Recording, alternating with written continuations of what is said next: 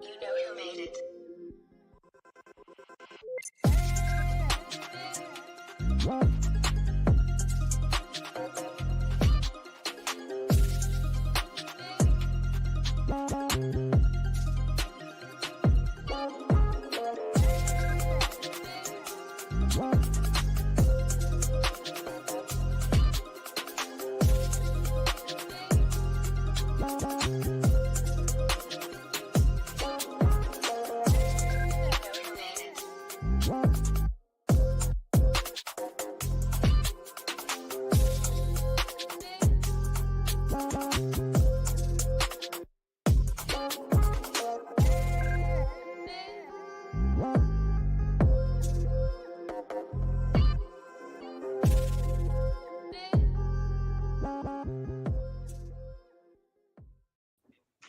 And we are live from LinkedIn, YouTube, not Twitter, because that's not what it's called anymore. Also, I'm not going live from that channel anymore. X, they want to charge you to go live. So just crossed it out.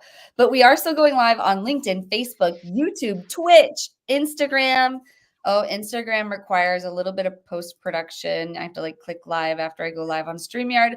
Now we're live on Instagram. It's Reveting's Wednesday, everyone. Thank you for joining. It's the party in the comments. You've made it. Let us know what you're up to tonight. Where are you tuning in from? And be sure to keep us honest from the comments. This conversation is about the audience. So I want to get right into it because we have some very interesting guests and interesting topics to get into. But before we do, I want to invite everyone to head on over to reveting.com and you can subscribe to the newsletter there. We're sending out a newsletter every week. Tonight, it's going out as an A-B test. Actually, it's an A through E test going out actually now between 9 o'clock and 9:30, and it's directing people and saying, we're live now. So that's just a new test. So if you got that newsletter, let us know. I'm curious what you think about it and what you think about the timing of it. But yeah, we're sending more newsletters and we're helping businesses send newsletters. So what we're doing is when we help businesses go live on LinkedIn, we extract the transcription and we can feed it to AI and ask it to give us a recap of the whole show. So that's what our newsletter is. It's a recap of last week's show and it tells you about the episode that's happening tonight. So go check it out. We'd love to have you on there. And I talk in there. It comes from me. So a little bit about what I'm up to. Hey, AP. Hey, Randy. What are you all up to? Tuning in from DFW, the airport. Where are you going, Randy? Or maybe you're coming back. Curious what you're doing. And hey, AP, thank you for posting a video on LinkedIn. It was good to see you on LinkedIn again. Y'all, keep us honest from the comments. I want to get right into it and introduce you to these guests. But you know I have to share this QR code. It's high level. I went to the high level summit in Dallas last week. I was just at DFW. And I spoke on the affiliate panel. It was such an honor. There were 5 people, 3 of them millionaires because of High Level. But High Level is an everything tool from CRM to marketing solution. And I was a CMO. And so I used to use these big SaaS tools. We would pay like 20, 30,000 a year for these tools. But now you don't have to spend that much. So when I started my own business, I needed something that was a little cheaper. And I actually found High Level and I loved it. And once I fell in love with it and I started using it, I reached out to their founders, wanted to get them on the show. They ended up sponsoring the show, and then I became an affiliate. Last week, I spoke on the affiliate panel, and it's really been this whole journey.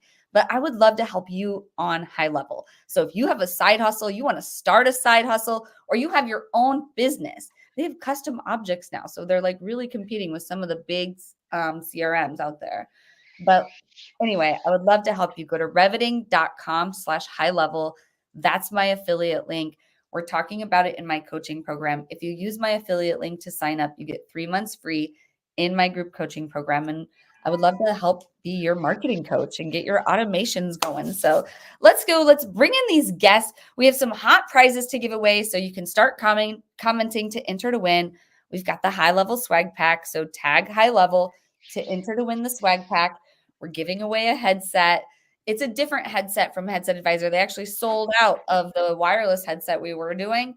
So they have something of equal value that they're giving away. So go ahead and put hashtag headset to get the prize from Headset Advisor.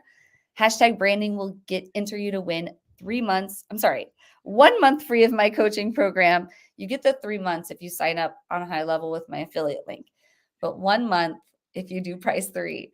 And then our guests are both giving away prizes. So hashtag revenue to enter to win the guest prizes. I'll let them explain them here in a second. But you can see Jeremy's giving away this audit or free consult on internalizing accessibility. And then we've got what looks like this book here, Think 8 from Mark Schechter. I'm super excited to hear from this. Both of them are leading the way. We've got 2 visionaries. I'm going to just go ahead and bring them in. Welcome to the show, Mark and Jeremy. So glad to have you here. Awesome to be here. Thank you so much for the opportunity. Very glad to be here with you, and glad to be here with you as well, Mark. Just lovely to be on the stage with you. I was looking at your organization, what you guys are doing. Very inspiring, and so just great to be with both of you. Thank you, and likewise to you too, Jeremy, and thank you, Jesse. Absolutely. Thank you, Mark.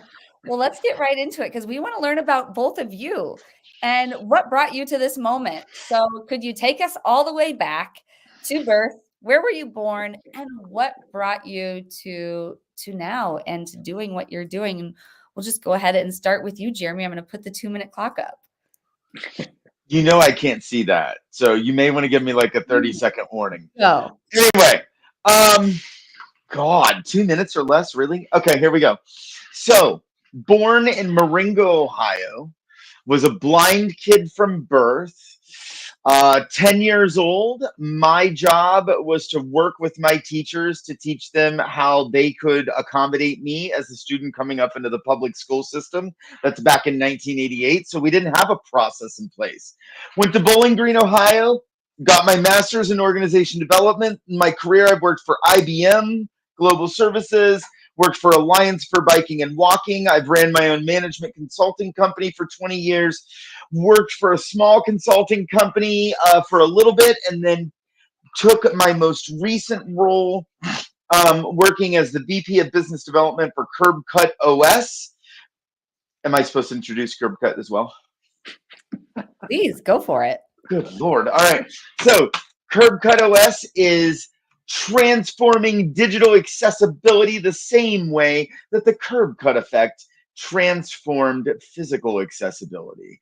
Want to know more? You're going to have to stick around because I'm sure I will give you that detail as we get into our conversations this evening. Now I live in DC with my partner, Jerry, my seeing eye dog, Ozzy, and some amazing friends and family that I get to visit every once in a while because we all live all over the country, and just really consider myself just very blessed and very humbled to have the opportunities that I have in my current job, my job, and in my volunteer and side hustle work that I do as well. So that's a little about me.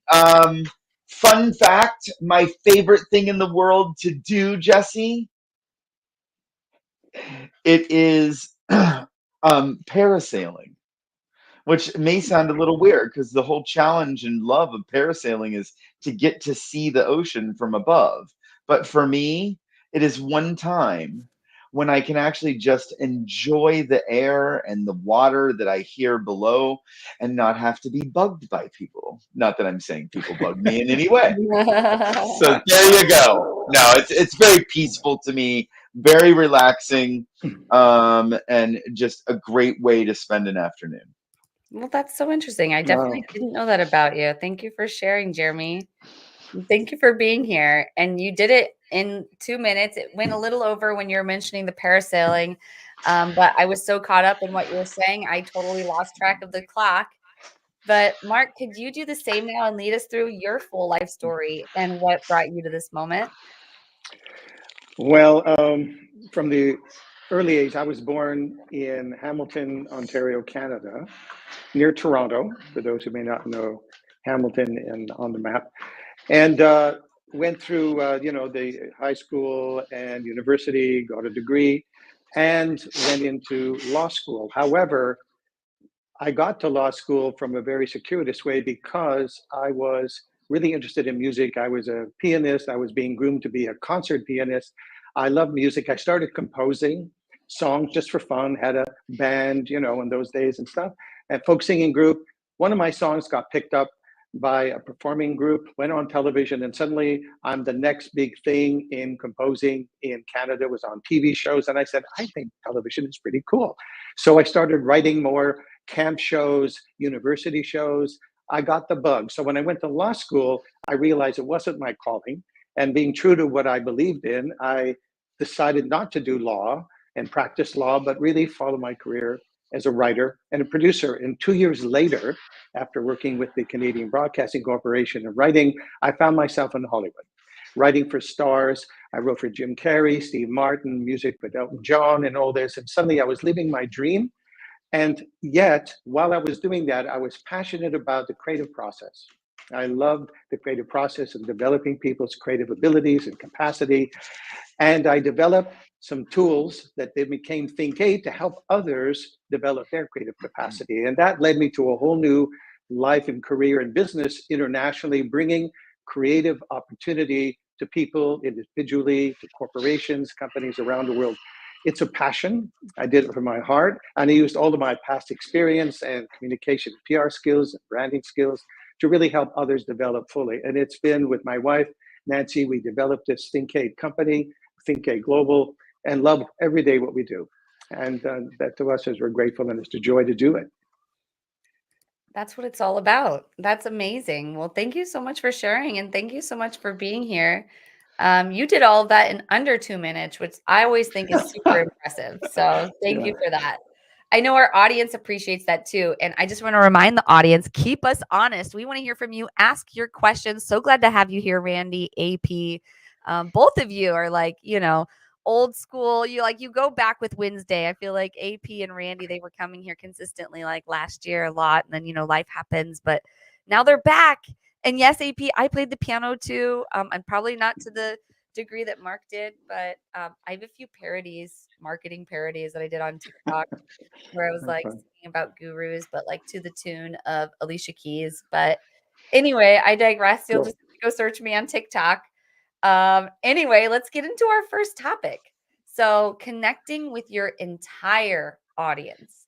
And I love that this is a topic you're going to be kicking us off on, Jeremy, because, you do come from Curb Cut. And, just based on our background, we've talked about before, you and I, the power of marketing to your entire audience. And a lot of the time we're leaving out people with disability, people who are blind, people who cannot hear. There's all types of disabilities. There's mental health disabilities. There's disabilities we can't see. So let's talk about connecting with our entire audience. Can you kick us off, Jeremy? Sure. Sure. I think the best way to kick this off and to really think about what Curb Cut does and how we help our clients and at the same time answer this question, right? Because I did promise the viewers I would actually tell them what we did. So I'll start by asking this. Jesse and Mark, take a shot for me. What percentage of home pages on all the websites in the world do you think are actually accessible to a person with a seen or unseen disability? If you just had to take a guess, what percentage of sites do you think would be considered Wow. accessible? Just their homepage. What do you think, Jesse? Oh man, I bet you it's Mm. low. I'm gonna guess. How many are actually accessible to all? Mm-hmm. 30%?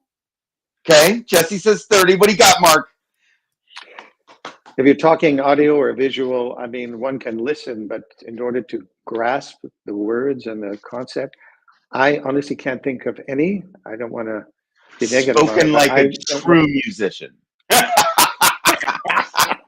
And a true artist. But No, I love it. So the answer to the question, 4%.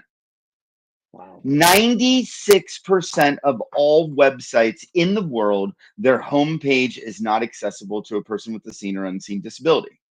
Mm. So let me put some other numbers around that, Jesse, and then I'm answering your question, I promise. So there are 1.7 plus billion people in the world that have a seen or unseen disability. So, like Jesse said, visually impaired, not being able to hear, neurodiversity, someone with a seizure disorder, ADHD, mental health, even language barriers or physical disabilities, right? Some are seen, some are not seen.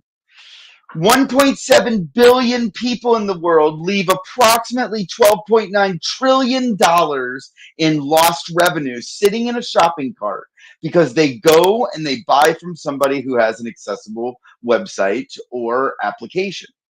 Now, that's astronomical and it's really hard to wrap your hands around, right? 12.9 trillion a year. So let me make it real for you. I am 48 years old. I've been buying offline since I was 15 years old. I have personally left $250,000 sitting in shopping carts throughout my life that I have chose to give to other companies because they aren't accessible. What this really means is when someone is trying to access your website and they can't do it, they're going to take their business elsewhere.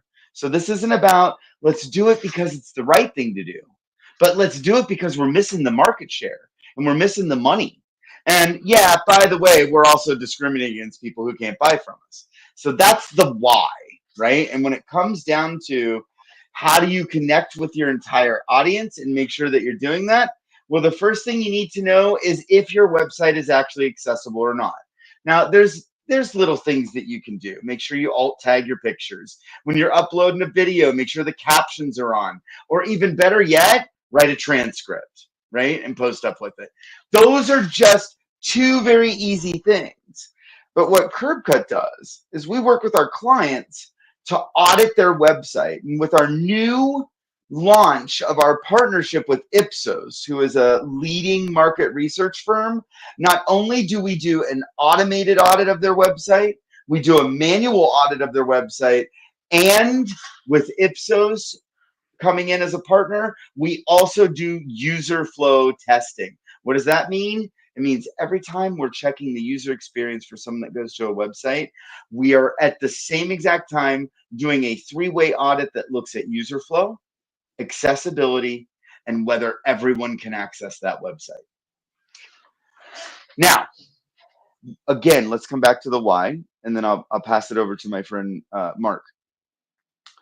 One of the stories that I love to tell, Jesse, is remember I said we're doing what the curb cut effect did for physical accessibility. Well, some people may not know what that means, but the curb cut effect basically means that when you make a change for someone with a disability, you are actually increasing the access for everybody, whether they have a disability or not. So again, I'll make this very real and then I'll pass it over to you, Mark. My husband, Jerry, loves watching English stuff, right? Like we started watching The Crown 3-4 years ago, could not stop. Amazing, absolutely amazing show. But we got through 2 episodes and he's like, I cannot watch this with you anymore. I was like, why? I'm loving this. We can't stop.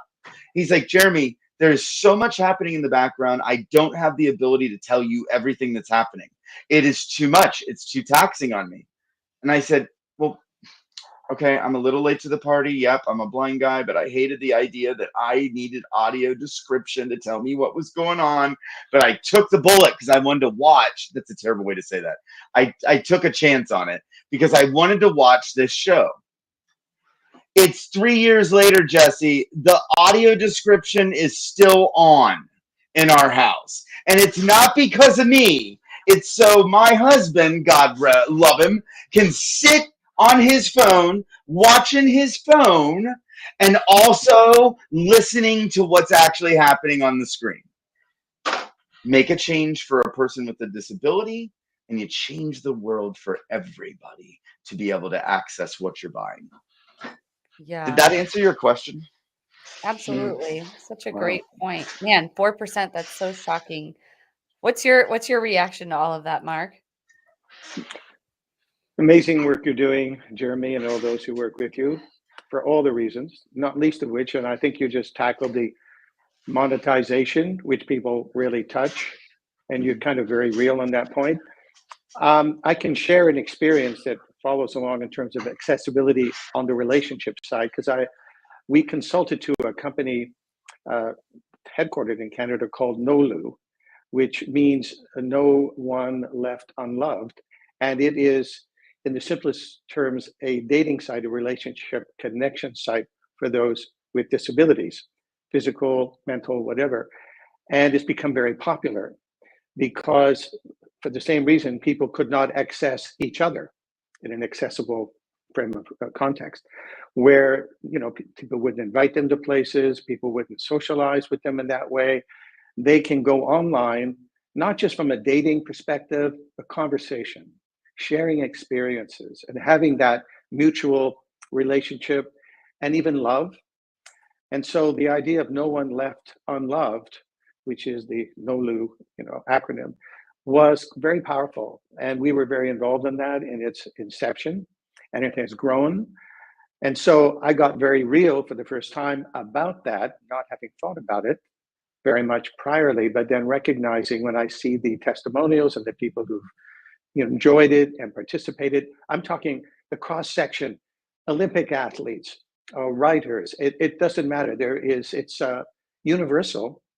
It touches everyone in that world, and everybody was able to come together and form relationships, even get social counseling if they needed it, instruction in how to relate to others, show up at events. Very powerful. So I got sensitized, though I had obviously an affinity for all of that and have people I've worked with for years. But this was a different kind of relationship where to understand that people needed that communication, of course, and they needed that opportunity to relate and have access. So it was an example of, in another context, of accessibility. So I can truly understand what you've done. What is fascinating is I had never thought about the web universe and the lack of accessibility to that. And that's stunning to hear the stats, how poorly, and the money off the table, if you want to just talk in a commercial vein, also stunning. So thank you for the work you're doing, Jeremy. I can relate to it from experience of having worked in a like-minded, accessible thing, slightly different, but access is access, not just in the physical sense, as you indicate in your work of a ramp, access to buildings, but access in the broadest, broadest sense of the word. Yeah. Oh, Jeremy, it looks like I just unmuted you. Did you Oh, say? sorry about that. Yeah, I didn't realize I was even muted. Sorry. I actually just posted something the other day that says accessibility equals inclusivity. And one of the reasons that I said that is because I was in a meeting 1 or 2 weeks ago, and things like this happen. It's not a big deal. So I'm not saying it to embarrass the person that I was co-hosting with or anything like that, right? But we got into this amazing meeting that we designed and realized that one of our activities was not accessible to even me as the co-host. It was a very weird feeling, right? To not be able to have that. And so when we're thinking about experience, and this is what I love about the Ipsos 3-way audit that we just launched, and my boss would want me to say that's at curbcutos.com/Ipsos partnership. But the three-way audit actually catches 60% more of the accessibility errors because we're taking a three-pronged approach to it. I just think that kind of what you were just talking about, Mark, there are any time that we can help create or forge better relationships with people, whether it's our clients or whether it's helping others seek the relationships that are really going to transcend their own barriers to their success, I'm all for that. And so, excellent, very excellent. Sorry, Jesse, I have a tendency to do that. You just cut me off No. anytime. Let me share a few of the comments that have come in. So AP said, I wonder what accessibility looks like in this context. It's noteworthy since not all UI UX people are trained in inclusive design. Randy says UX is so important, and by not being inclusive, that's a huge miss in the market. Yes. Then we've got Brandon. He says, I love this. We can all be a bit disabled from time to time, too. Get a sprained ankle, and you'll be glad there are handrails next to the stairs. Carry 2 cups of coffee, and you'll be glad the door is easy to open and you don't have to death grip a round doorknob, etc. And there's so many other great comments, but keep them coming, everyone. I couldn't agree with you more. I want to transition now into our next topic.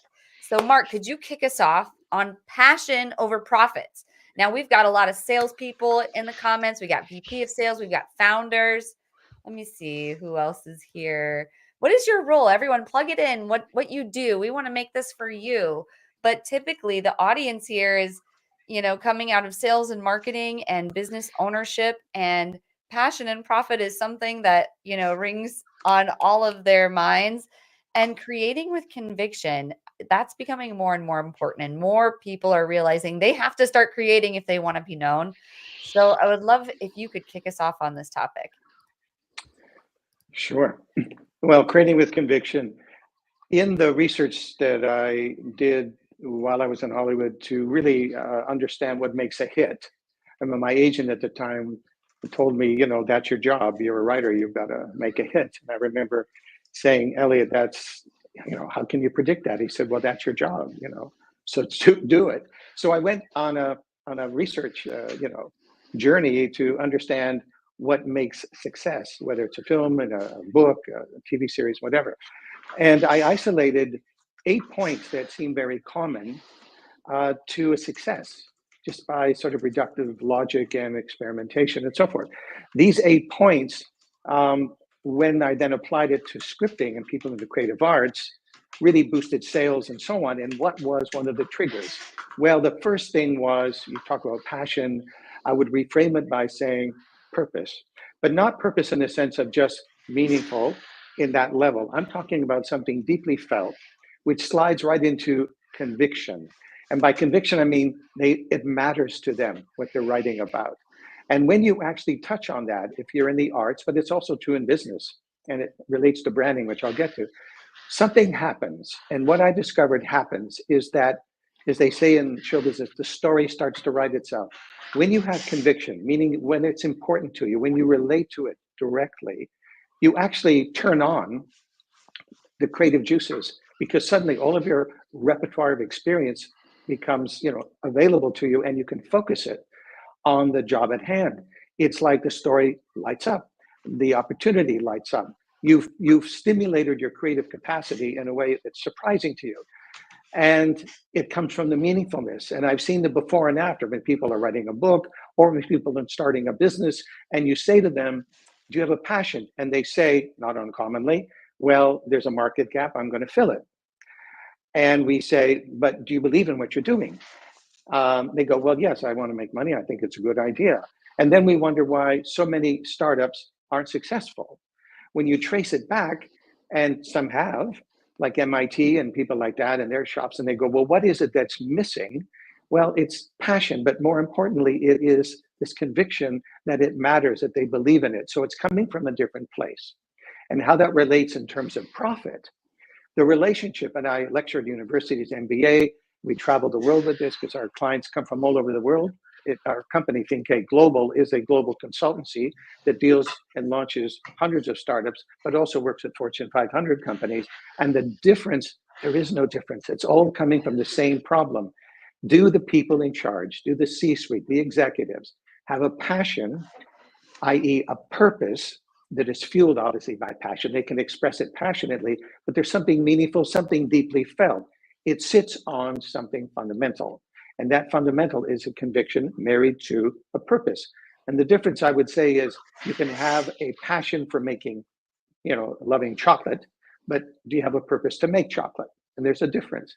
So when you get conviction and have that passion behind it, suddenly the profits start to show up. And that relationship between passion and profits, and I give talks on this, is a tough one, because joining those dots, you often hear people go, I don't have the time. It's a luxury to love what I do. And I say it's a necessity to love what you do. But imagine two doctors, and this is an example that's a good idea. When you want to explain it to somebody, it's saying two doctors with a desire to help and heal. One is a surgeon. And if you say, what is your passion, whatever, well, I like to go into the disease part and remove it. You talk to the other doctor and you go, well, what is it? And he says, well, I have a passion for healing, but my conviction is that I believe someone doesn't have to show up for surgery. I'm in the business of preventive medicine because prevention is the cure. You turn these two people on.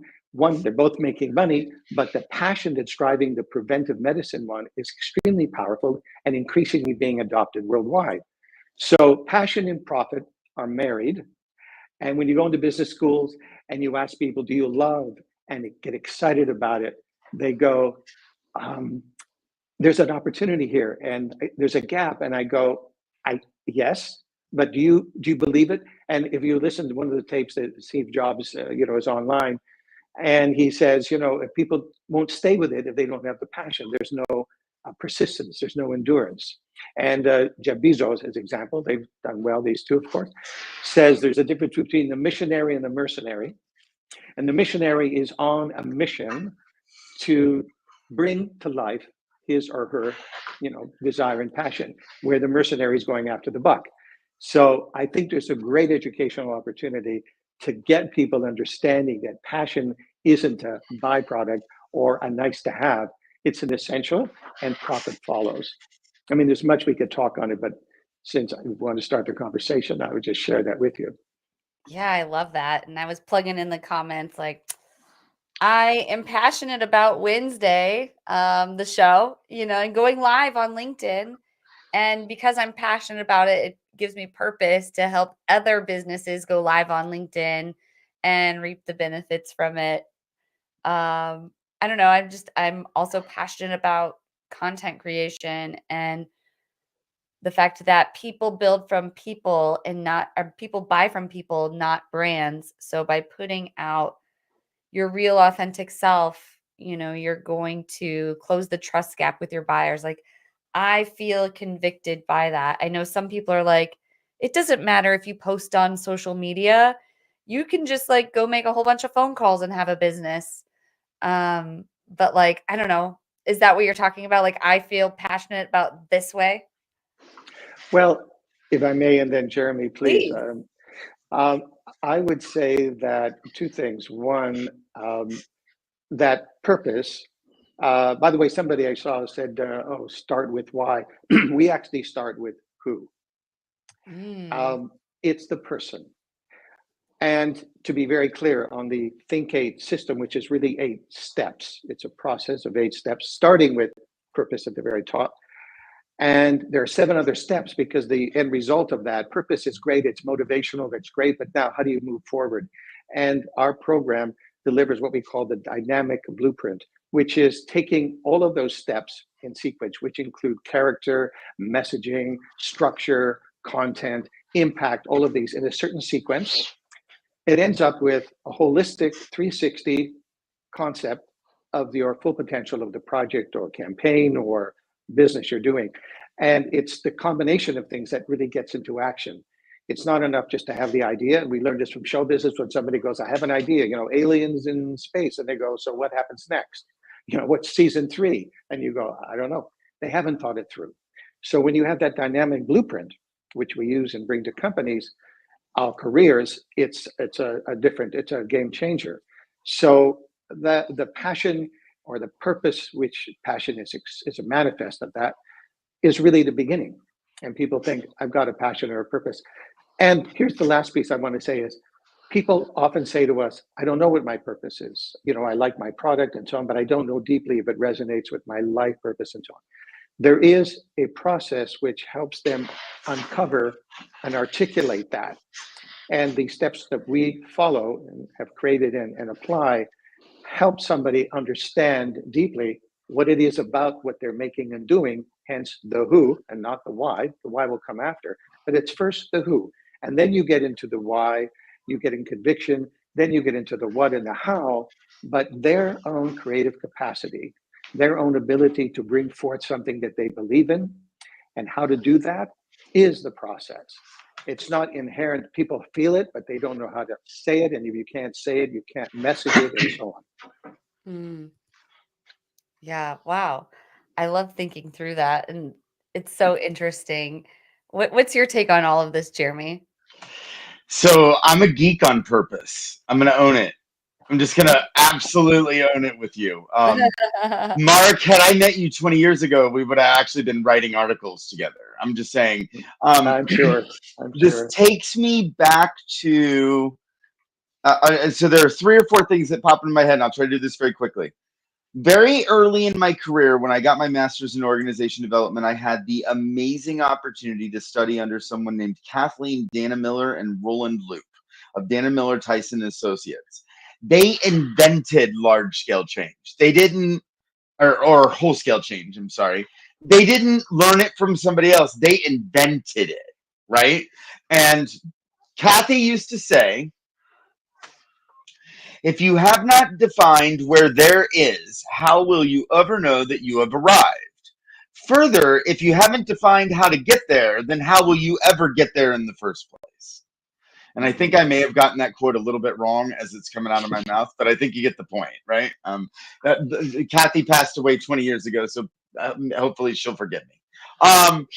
But purpose is always at the core of everything that I'm doing, right? I'm doing an agenda.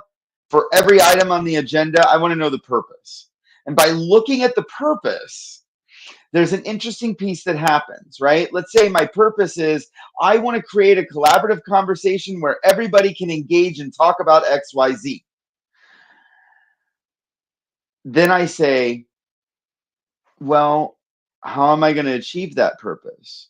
If I need to put a big picture on the wall and explain that picture to people so that they get it in order to have that conversation, now I know that in order to achieve my purpose, I'm going to have to make sure that that picture is accessible, right? So it's about thinking systematically about how are we engaging people in those purpose-driven dialogues. So I love your model. That's actually what inspired me as I was looking at your thing, at your website. Excuse me, Mark. So for 20 years of my career, my purpose was I want to give people the processes and the techniques and the tools that they need to be as successful as possible. Now, at that time in my career, I was a management consultant. So it was all about executive coaching. Almost, I would say, Mark, pretty aligned with what Think8 does, from what I can tell, right? It's all about business incubation. How are you supporting business clients as they grow and grow their impact and yada, yada, yada, right? That yada, yada, yada is meant in respect, by the way. So I also know what it's like to be the only blind person in the room. I know what it's like to work for a company that uses an application and tells me I have to use that application to do my job. And when that application isn't accessible, their response to me, though it may have been illegal, it was my job, was figure it out, not our problem, right? And so I know what it's like to be told, you have been working here for 3 years. We still don't think you can do the same job as a sighted person. Though it may be illegal to say that to somebody, especially when they're on video, it doesn't matter if it's illegal or not. You don't want to work at a place like that, right? Mhm. And so when I took the job with Curb Cut, I'm excited to tell you, Mark, and I think you will really appreciate this. My purpose, though it optimized itself, didn't really change. My personal purpose is still to give people the tools and the techniques that they need to be most successful. The difference is now I'm actually working with companies to make sure that their tools and their techniques that their clients are using are fully accessible. It's an amazing change in approach, but it's still the same purpose and it's still very purpose driven. I think when we dig into the why, especially when we're talking about how do we connect with our clients, that's what you do, Jesse, right? So if we don't dig into the why with a client, then it's about us. It's not about them. And the minute you're trying to get someone to buy from you and you make it about you in terms of you lost them. They will run from you. They will absolutely avoid you, or they'll say, "Oh, yes, I'd love to buy." And then when they hang up, they will block you, right? And so, what you want to do is you really want to dig into someone's purpose. What's happening for you? Where do you want to be? What does that look like for you if you're actually successful? What's standing in your way, and how acceptable is it to you that stand in your way? By the way, just in case you're curious, if they tell you that it's acceptable that they're in a bad spot and they really don't care that much, probably not worth your time, right? But if they say, God, yeah, Jeremy, the pain, it just hurts. It impacts my purpose. I don't want it to be this way anymore. That's when I'm going to say, may I offer you a solution that may or may not help to alleviate that pain? When they say yes, then I'm going to talk to them about how we can help them X, Y, and Z. But until I've gotten the permission to do that, I'm just a sales guy. If I have their permission to do that, then I'm a guy who can help them. And by the way, I'm also a guy who genuinely cares about them because it's about them. And if they come back and they tell me they're not ready to change something, I'm not going to push them to do that as well. It's the same thing with accessibility. If I have a company who says, yeah, I really just want you to buy my product, but we just don't have time to really care about people with disabilities. Do you honestly think I'm going to buy their product? Absolutely not. But I also know that now, right? And so it's about those conversations and really making it about them. And I'll tell you, I don't know about the two of you, but I will bet you I had 80 messages sitting in my new messages in LinkedIn just from people who will start a conversation by saying, Jeremy, I'd love to tell you about my product. And I'm like, you don't even know who I am. You don't know what I'm doing. All right? the slaps in the LinkedIn DM. Oh man, I could talk about those all Oh my God. all day. Anyway, we could get into that, but I do have to cut real quick to a little message from our sponsors. So Cherry Assistant, by the way, has been super helpful. They helped plan this whole entire episode, getting all the materials out, getting all the updates. So big thanks to Layla, who is here in the comments. Appreciate all her help in learning how to make everything run with the Winsday live stream. But Cherry Assistant does way more than that. And I've already talked about high level pre-show, but before we got into the topics, but you're going to see a little bit now of how I used high level, but we're going to get right back into these hot topics because we still need to cover. We've got the 3-way approach to gauging your own accessibility and marketed value versus true worth, discerning hype from benefit. So we have to get into these, but real quick, a word from our sponsors. This is Mike, also known as Clean with Mike on Twitter. Mike hired a virtual assistant from Cherry Assistant about 2 years ago. Now, he has a $50K per month business, fully managed by a remote operator in South Africa. His VA from South Africa does the following: closing inbound leads on the phone, Yelp and Google and Facebook, manages his CRM on Go High Level, deals with rescheduling, cancellations, any issues, hires and manages the cleaners, and sends them daily reports and updates. Mike has a fully cash flowing business managed by a remote operator for only $8 an hour. You can also hire a US equivalent worker in the Philippines, South Africa, Latin America for a fraction of the cost with Cherry Assistant. Be like Mike and grow your business with offshore. I want to show you how to do a voicemail drop. And voicemail drops can be really creative ways to reach your audience. And, many of us are spending a lot of time on the phone making calls, but hey, I'm here over in marketing to report that you can do a mass voicemail drop, and let me show you how. Log into my account here, Reveting. The hard part about any campaign is knowing your audience and knowing what you're going to say to them. Definitely check out Lead Magic if you haven't already. So what I love about Lead Magic is their lead scraper. You can see that right here. Also, another thing are the technographics. Then import that into High Level. So High Level for me, it's white labeled, it's app.reveting.com. So when you go in here, you're going to you can get your contacts in here however you want, with the ones that you want to do the voicemail drop with.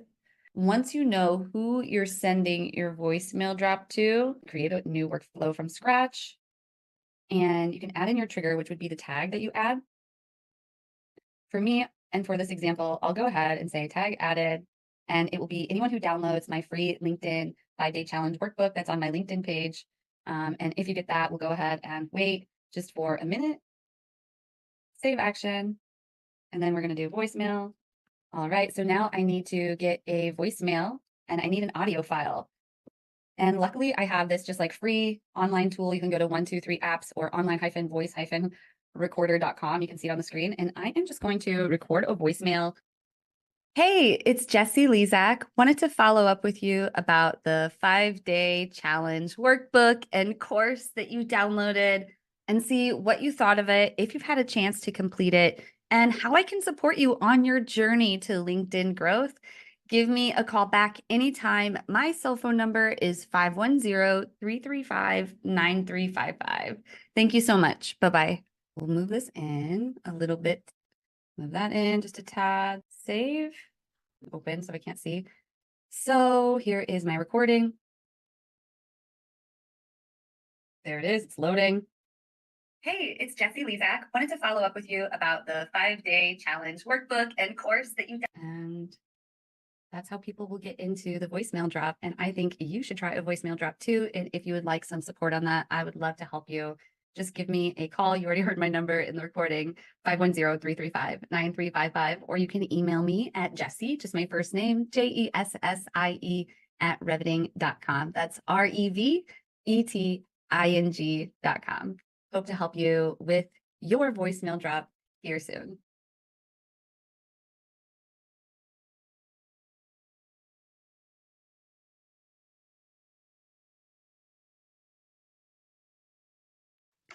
So everyone was talking about the piano earlier, so I'm looking on my TikTok for the video. And since AP was just saying on his last comment here, please don't traumatize me with the pitch slaps.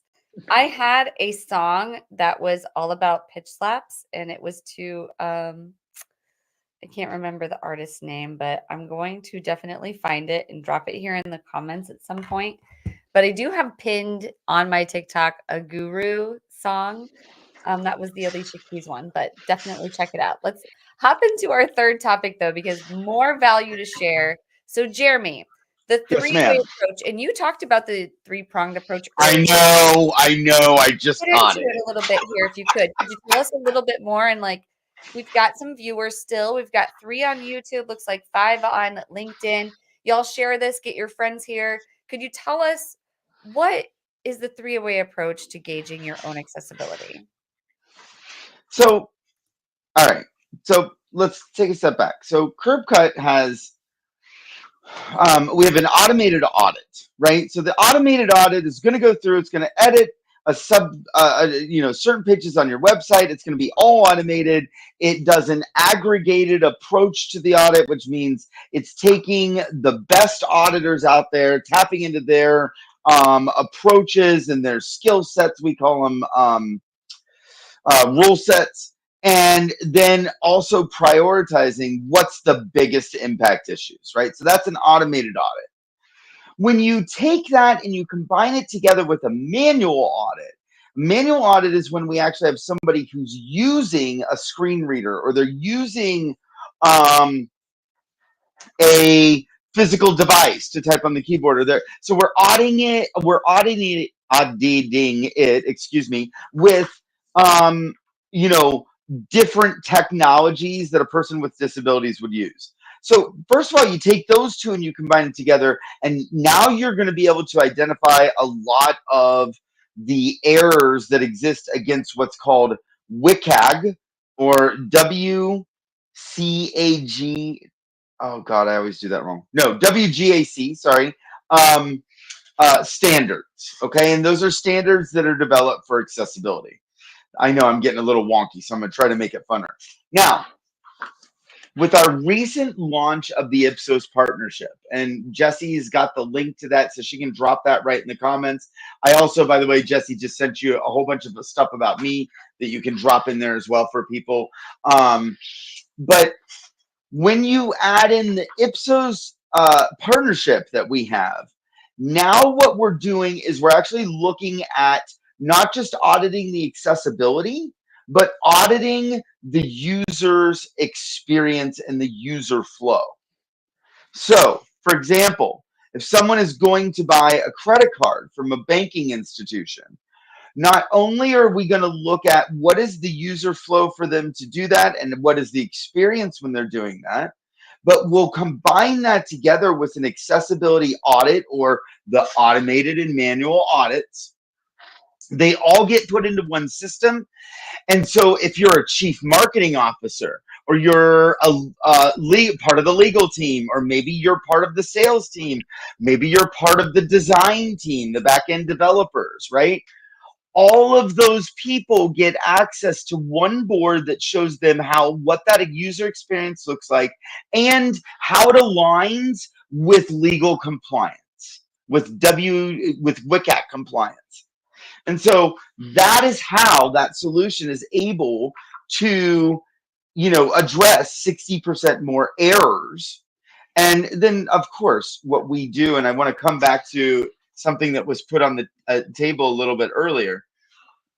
The audit is just the start. Once we find out where your sites are, where your apps are, and we do audit both, then we're also going to be able to give you recommendations on how to fix it. We can fix it for you. They call that remediation. And then I think it was maybe one of the commenters, and I didn't actually see it. I apologize. It's hard for me to follow the comments sometimes. Said, I'm not even sure that UX design is looking at accessibility. And so what CurbCut does is we have a whole set of enablement training programs that we design and work with your developers or your UX designers so that when they begin the design of something, accessibility is baked into it from the beginning. Now, Jesse, let me ask you, do you cook? I don't cook a lot of cakes, but do you make like cakes or cookies, things like that ever? I used to more often, yeah. Okay. So if I tell you that I want to make a chocolate chip cookie, and I tell you to make the chocolate chip cookie, and then at the end, Jesse, I want you to put all the chocolate chips inside of it. Is that doable? You want to make the chocolate chip cookie and then put the chocolate chips inside of it? Mm-hmm. It's just not how it works. That's how UX design works right now. And so that is what CurbCut is looking to change, right? For us, it's not just transactional. Oh, let's do your audit. Great, we did your audit. Give us your money. We're done. No way do I want to work like that. And it comes back to what I said earlier. It's about relationships. I want someone to not only understand how they can fix what's wrong now, but how they can set their team up for greater success. And that is what we do at Curb Cut. So that's, if you think about this more generally, by the way, you use a system that does an automated and a manual audit consistently, but you're not just looking at, oh, did we check the accessibility compliance box? But you're looking at what's that user experience look like anyway? Put one way, the user experience is never going to be good if someone can't access it because they have a disability. But truthfully, even if they could access it and the user experience is bad, you're going to lose the sale anyway. So why not do all three? Yeah. I would love to hear from people in the comments, like how many websites have you all been to that are actually, you think, accessible digitally from all standpoints, or have you ever seen one? And maybe I should ask that, Jeremy, what's a good website for everyone to go look at? What's a good example? That's a really amazing question, and I don't know. I first of all, I'd send them to ours because I know ours is fully accessible. Right? We would not be an accessibility company and have a website that wasn't. That would be. True. But I will tell you, my fear about answering that with a "oh, go check this out." I don't spend a lot of time going through and triaging websites, right? And as a blind person, when I come across a website that's not accessible, I have a choice to make. If I'm buying from them, that's an easy choice for me. Yeah, if it's not accessible, I'm probably going somewhere else. Right. Let's say I have to work with them or partner with them, or maybe, I would like to say all of our partners, one of the first things that we do is we talk with them about accessibility and make sure, are they all perfect? No, no website is perfect. But if we're not going to take the chance to find out how we're doing, then we're never going to be able to know where we need to make improvements. And I don't know about you guys, but I'm sorry, I don't know about both of you, but the day I stop trying to make improvements is not a good day for the world, because I really think that is what it's all about, right? And so, as I used to tell my clients back when I was a management consultant, let's do a discovery first, because if we don't know what's wrong, I can't tell you how I'm going to fix it. Well, it's the same thing with an audit. Let's do an audit first, because if we don't know what's wrong, then you're just kind of sitting out there waiting for someone to come and say, hey, I deserve access like everybody else. I'm going to sue you. I don't want to take you on because you're worried about being sued. But if that's what gets you to my door for a conversation, okay, that's how you got here. Let's talk about the fact that you got here and where we're going to help you go next. And you can rest assured, Jesse and Mark, that where we're going to help you go next is to get some of that $12.9 trillion that gets left in shopping carts every year by people with disabilities. So interesting. I don't know. What's your take on anything there, Mark? He's the expert at this. I mean, I can just say, Yeah. The work is vital Yeah. and obviously very meaningful to you, Jeremy. It's clear that you are, we could talk at length about you and your purpose and how it manifests and stuff, but it's clear you have really connected with it and own it, because you wouldn't be so happy otherwise. So there's a connection obviously between fulfillment and joy, and you exhibit that in spades. So well done for you. 100%. Yeah, thank you for putting that so elegantly, Mark. And while you're talking, Mark, could you wrap us up with our final topic? And everyone, make sure you're entering it in those comments. Plug it in, high level, headset, personal branding, revenue. We'll be giving away the prizes here very shortly. We're a little bit over, but we'll just keep on going. So marketed value versus true worth, discerning hype from benefit. Could you kick us off there? Absolutely. I think, in terms of just where I come from on this point, we hear a lot about authenticity, transparency. These words get used a lot, and they're valuable, and it's a good sensitivity to think about those things. But they can't be fabricated. And when people want to understand their authentic self and so on, One way to look at it, and they don't often look at it that way, and Jeremy, I think, is a really good example. It's really about what value they bring to another. If they connect with their value, their true value, and it takes some thinking and some work, and we have that process to help somebody understand their true worth, then they can bring something wonderful, even magical, to the audience. Because I define brand as really the expectation, an identity, but it brings the expectation of a standard of performance that generates connection, excitement, and loyalty. And so, why would somebody be loyal to, or what would they expect as a standard of performance? Well, you have to believe in it. And if you believe in it, you can talk about it. The reason Germany can do that, and clearly, Jesse, you do that, is that you are bringing something you believe in. And so you don't have to try to be authentic. You are authentic. And that cuts through all the hype because people can see it a mile away. You know, they can sense it in the words and the music and the presentation and the language and so on.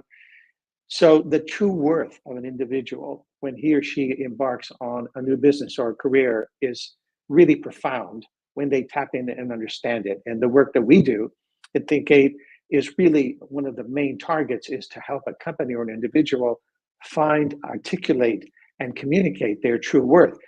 Authenticity is automatic. And then the person receiving it, you know, when you're talking to Jeremy's point about understanding their needs and so on, you can come to them with certainty that you can help them once they name the problem they want to solve. So you're coming with an authentic solution because you believe in it. It may not be something they want at the time, whatever, but you're coming with truth. And truth backed by worth is powerful. Now you can message it. So the brand follows an understanding of value.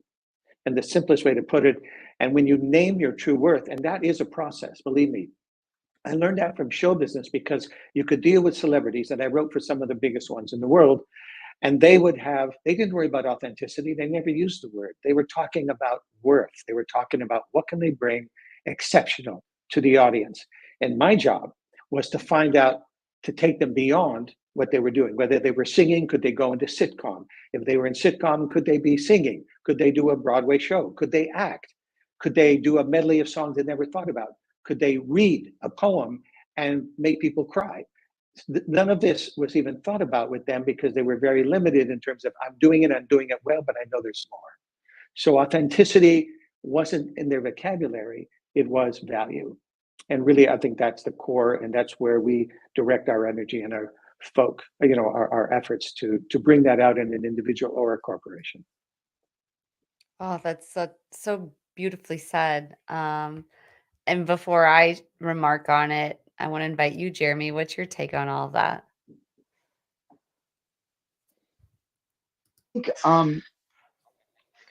So you've always got to take it back to intention, authenticity, and true value, right? And I was really thinking about this because marketed value versus true worth, right? Mhm. And if kind of what you were saying, Mark, if I try, or I'll use a good example. A client walks into my office and they say, oh, I know the government's implementing all this stuff in Europe about accessibility, and we've got to just get our ducks in a row and blah, right? Okay, and that's their attitude when they walk into my office. And I, understand what's happening. I understand, the pain that they're afraid of is getting sued, right? That's money. They don't want to lose money. Mhm. And when I say to them, well, okay, so how acceptable is it to you to get sued? Right? How acceptable is it that you're losing money to people? And literally, if they look at me and they go, well, just tell me what I need to do, right? They're not getting it. They're not Mhm. understanding that value, right? And I think we need to listen to that.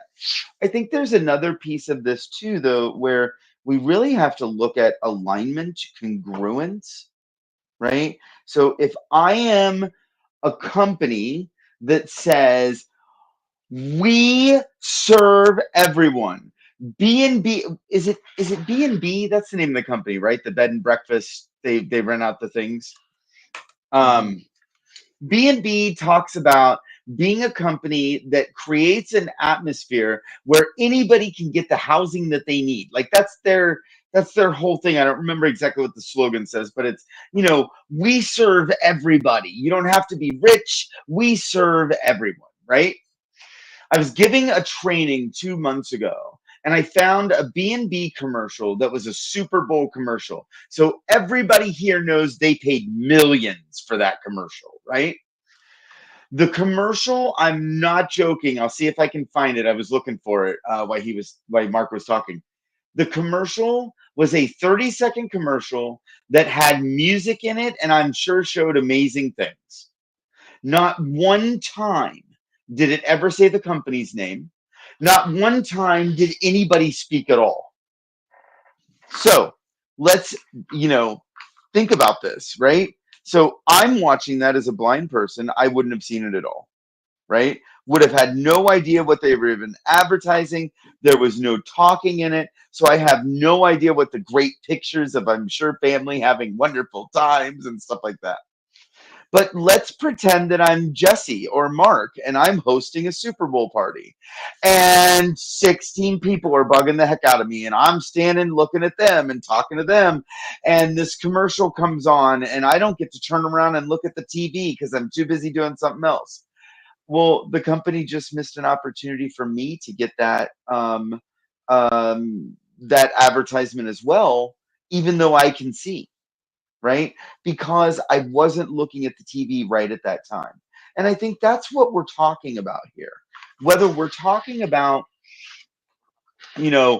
passion over profits and bringing your authenticity, which I encourage you all, stop trying to be inauthentic. It's just not helpful, right? But when you're really being authentic, that means you're doing two things. Number one, you're identifying what your values are and you're sticking to them and you're living them in everything that you do.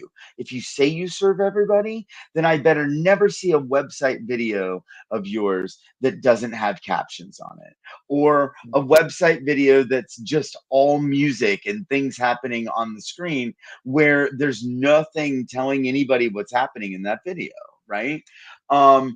If you are a person who is building marketing teams or building internet presence so that your clients can connect with everybody and your stuff isn't accessible, then you're not living that value. But the other thing that you've got to do, and this is what I actually teach people to do, I have a series that's going to be launching where we're going to really help people learn how to influence others to say yes. And so it's not just sales, but it's, everything is about getting to a yes, right?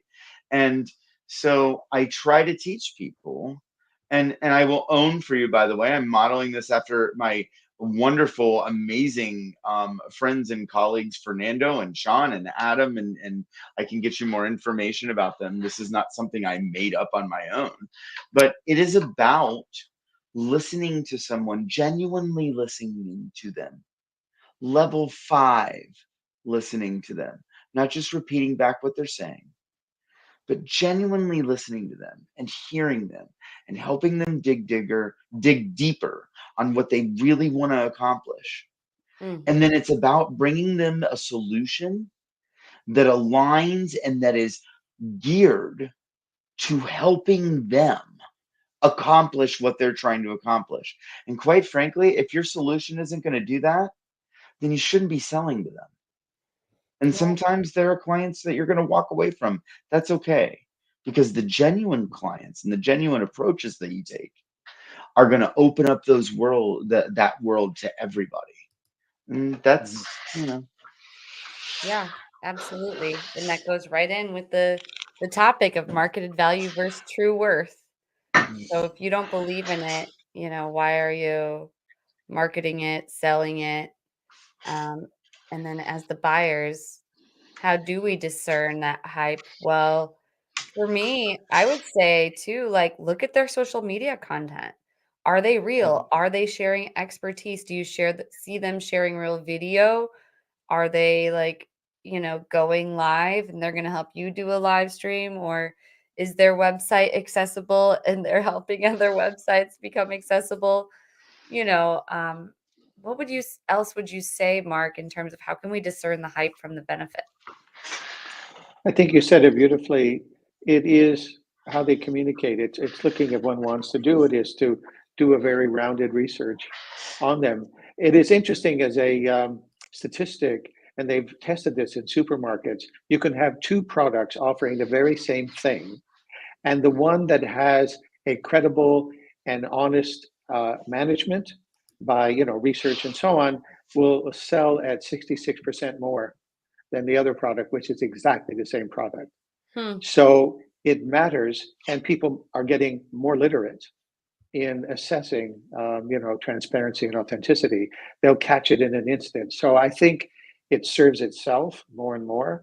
But even so, if somebody really has worked on their real value versus a marketed value, they will be consistent. And as I said, the definition we operate in our company is that expectation of a standard of performance that really excites that connection, and one is really committed to it and stays loyal to it because they believe it and they know that it serves and gives a real value. And you can feel it. You buy the product, of course, or you take the service and you tell friends and so on. So it does sort of correct itself. It's its own filter. Particularly now, things are very sensitive to social media, so you can spot it more and more easily than you used to in the past. I don't know that I actually agree with that. And here's the only reason I'm saying that. And by the way, I'm not disagreeing with what you're saying, Mark. I'm saying I don't know that it's as easy to spot as we think it is. I think some of us can spot it very easily, right? Probably because we've been trained to do so. But I will say that there are some people who are very good at bringing their certainty that they know what they're talking about. And when you actually dig into it with them and you start to really get one-on-one with them, it changes, and it changes very quickly.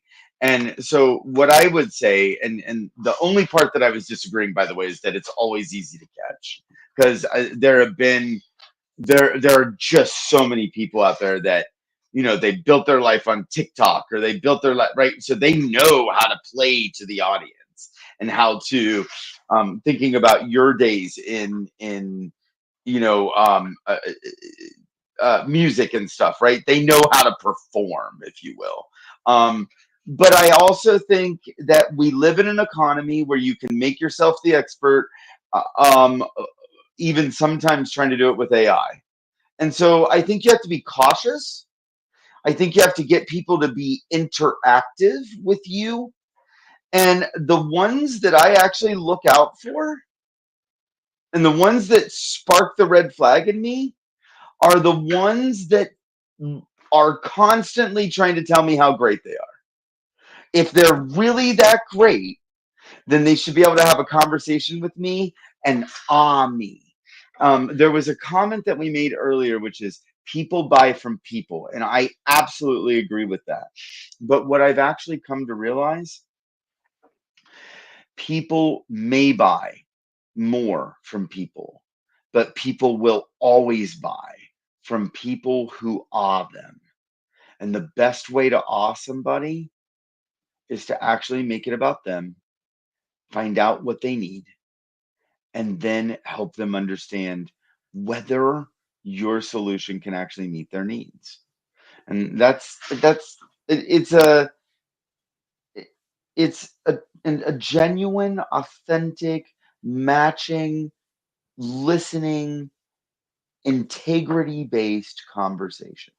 Absolutely. And I've loved everything that we've shared on this. But in terms of wrapping up this fourth topic, Mark, anything you would close us on? No, thank you. To Jeremy's point, yes, you have to be alert. But where I bring it back to is the individual who believes in his or her product can persist and will stay with it. And That's where the marketing comes in to get the authenticity and the value across through testimonials and everything else. I bring it back. I agree 100% that one has to be very mindful, extremely mindful of the person-to-person thing. It's a given. But when people are looking to fill a gap or to sell a product, whatever, as opposed to something meaningful, the beneficiary of that is themselves and their client. And it's also been shown that when people aren't authentic, sooner or later, the cracks start showing. So, just be true to yourself and honor yourself and honor what you do and have trust and value in what you provide to another. And it really is a formula to stay with it. You will stay with it because you believe in it. Mark, I just have to say, because I know I kind of came on a little strong with that last one. I No, hear your commitment and love your commitment to that authenticity. And when you were just talking right there, that is what I'm really taking out of this, right? Is there was something that you just said which I thought was amazing. It's make sure that you keep figuring it out. Do the work, right? The first time that you try to do something, it's going to need to be optimized. It's going to need to be mastered, if you will. And it takes a while to get that mastery. And so, are you going to be completely authentic the first time? No. But the best way to deal with that is to be like, so, second video that I'm shooting today, gotta tell you, I kind of blew the authenticity yesterday, but I'm working on it, right? And just true. own it with people. Let them see who you really are. By the way, I don't mean, let them see all your bad days and how crappy things are and blah, blah, blah. Nobody wants to see that, right?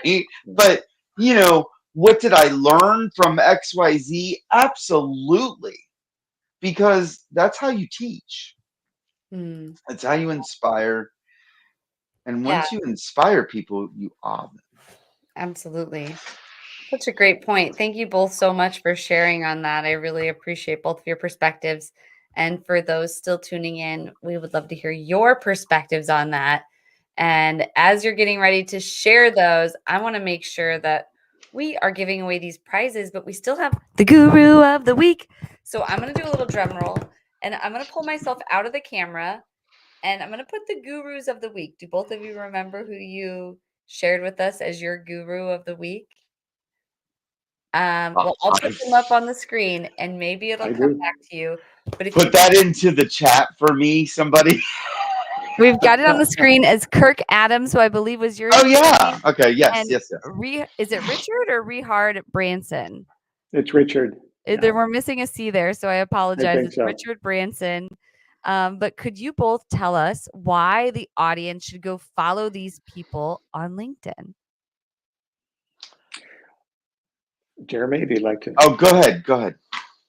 Well, to me, Richard, not only from a successful man, but what the success is built on the belief in people and his opportunity that he provides to people that he works with. He started in music and just expanded and grew. And when you listen to him, he's always sharing wisdom, but he's so for people. And he realizes that the strength of anything behind any business, behind any career, are the people. It's not a solo venture. And that is a lesson we can all learn from, because even Jobs and people like that say, they asked him one time straight, they said, what was the best thing you ever made? And Jobs said, the team. And that is the ticket. And Jeremy acknowledges the help he's had. And I can acknowledge the people in my life that have made, how did I get from where I was to where I am? Team. The people that we work with, our colleagues, our partners, are precious. And without them, this wouldn't happen. We wouldn't be talking. So I can recognize and own what I did, but I also recognize what others have brought. And Richard has really been exemplary in that. So that's why I consider, and the resultant success is not a surprise. He's persistent. He's, of course, very visionary, but he gets people right behind him to help, that dream come to life. That is amazing. And I can really just feel the admiration that you have for Richard. I've been following him for quite some time. So I want to apologize. I'm just getting a little tired because it's so late over here. So I apologize if I'm Sure. slurring my word a little. I promise you, this is water in my water bottle. So Kirk Adams, I have had the pleasure to know for quite some time. He's got a long career in leadership in the blind community. And one of the things that I love about Kirk is that he is really driven by creating a more diverse, inclusive, and equitable future for all. And the really, his big focus, I would say, is on disability employment. It's about empowering others with the tools and techniques that they need to be successful in as employees, empowering companies with the tools and the techniques that they need so that they can be hiring a workforce that is going to, you know, really transcend barriers to employment for people with disabilities, whether that's seen or unseen. I actually am doing a guest appearance on his show tomorrow at 2 p.m. Eastern. So that is in the video post that I did to promote this. So you can actually come to both and get more into the employment side I also think the reason I chose him as Guru for the Week is because he just has such a great take on what it takes to be a person with a disability that is leading change and transcending the normal barriers that get put up in this world. And so Kirk inspires me. And the work that he does inspires me, and the money that he raises inspires me, and the network, the way that he really takes care of his relationships is just a monument to what I would call influence mastery and self mastery, and being able to really take his mission to the next level.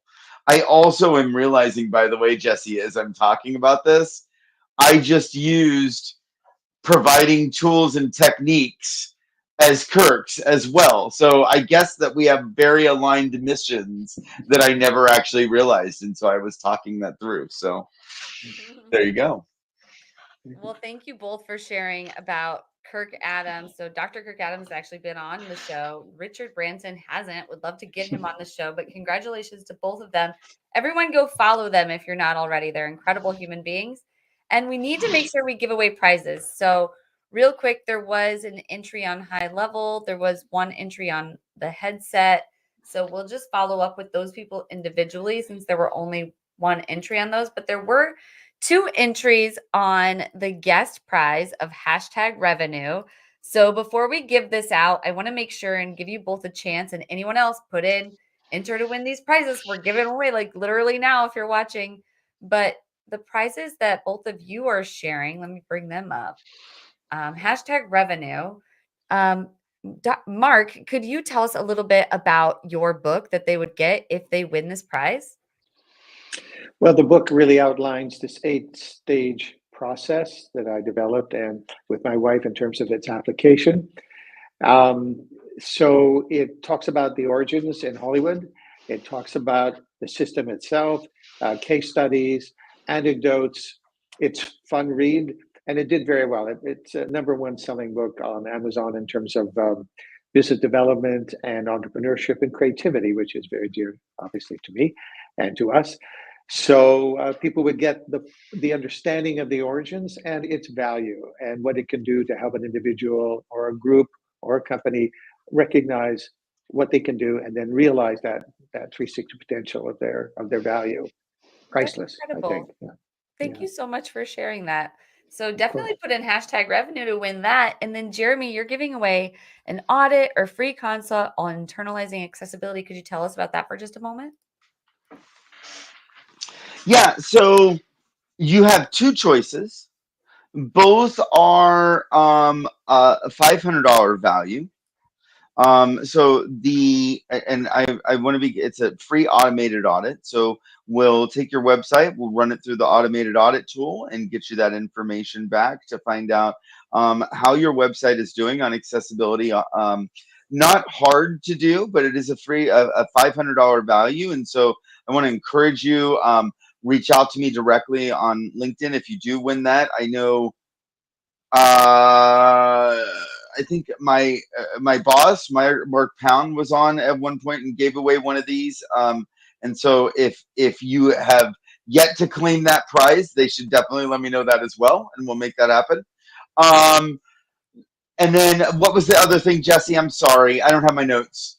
Nope, that's it. Just wanted you to explain the prize that they would be getting, and we're going to Okay. be giving that away now. So let me just go ahead and do the draw really quick for #revenue. We've got the two entries, so it's either going to AP or Randy. So who's it going to be? Is it Randy or AP? We will connect you with the Randy. Congratulations. You are the winner of prize 4 for #revenue. So we actually have Randy's details. So Layla, who is still here, will help connect Randy with both of you via email. And thank you for entering to win. And thank you again, both of you, for sharing. And before we go, because I know we're after, could both of you please share with the audience, if they wanted to reach out to you, how could they reach you? Start with you, Mark. They can go to our website at think8globalinstitute.com, or they can write me directly. And I'm happy to talk and share what they got from the book, and or anybody who wishes to get in touch. My email is mark at think8, as it's written there, .co. More than happy to have a chat.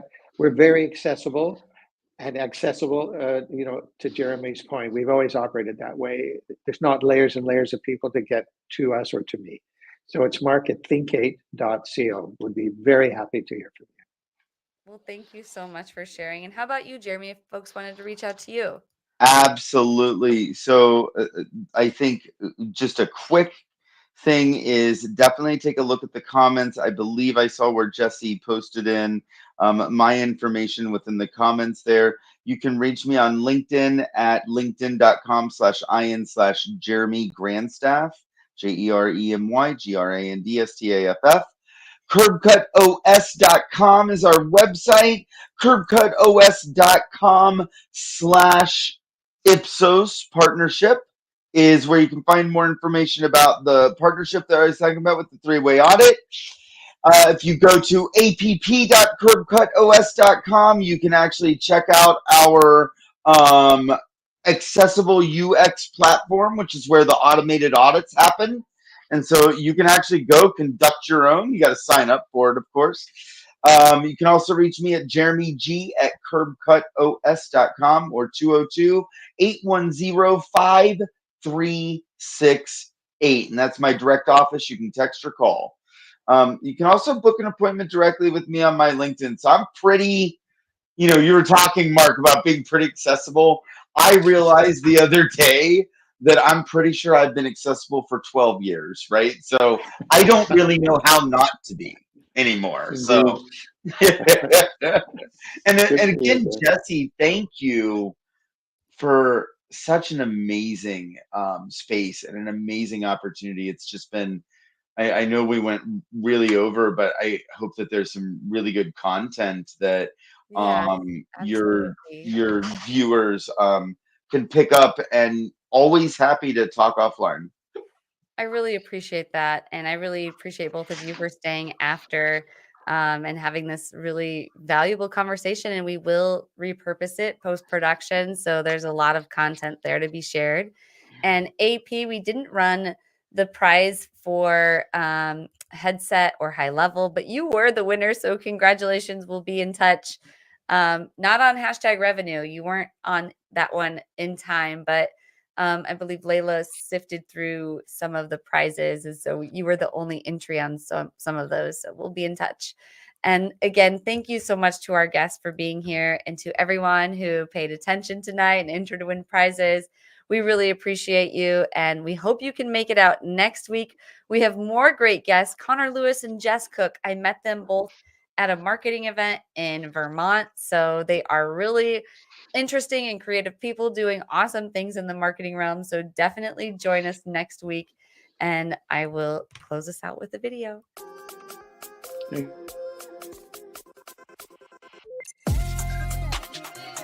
who made it.